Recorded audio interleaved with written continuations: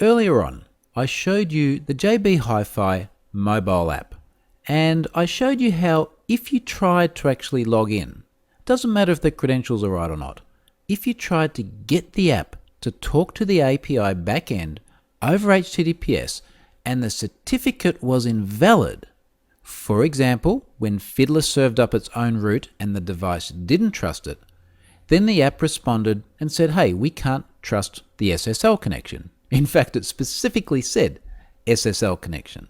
So clearly, JB Hi-Fi are validating the certificate validity on those connections. We've just compromised the device. We've installed Fiddler's root certificate on my iPhone. Let's now see what happens when we try and log in again. So what you see here is exactly what I'm seeing in the app. That's on the iPhone I'm holding in my hand. I'm going to log in. There goes the tunnel. Now there's actually a request, and if we inspect that request, we should be able to see exactly how it's constructed. Let's have a look at the raw request. This has actually got a JSON body. Here's the password, foo. The app has responded and said, hey, the credentials are incorrect. Not the certificate is incorrect, but the credentials.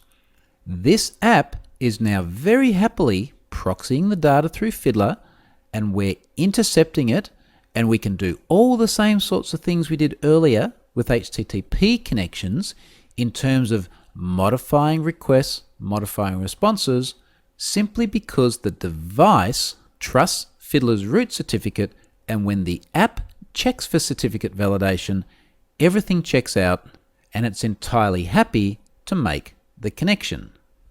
This is exactly how we want to see an app behave. Not the way we saw Aussie Farmers Direct behave just before, and again, in their defense, they have fixed that in a subsequent release of the app, but we want to see that app validating the connection. So it's always a good test. Use a device that doesn't have Fiddler's root certificate on it, proxy it through Fiddler, and see what happens. If you can see the traffic, then the device is not doing certificate validation and its SSL is useless. Of course, now, even though we've compromised the device and can see the traffic, it doesn't mean that there aren't other risks.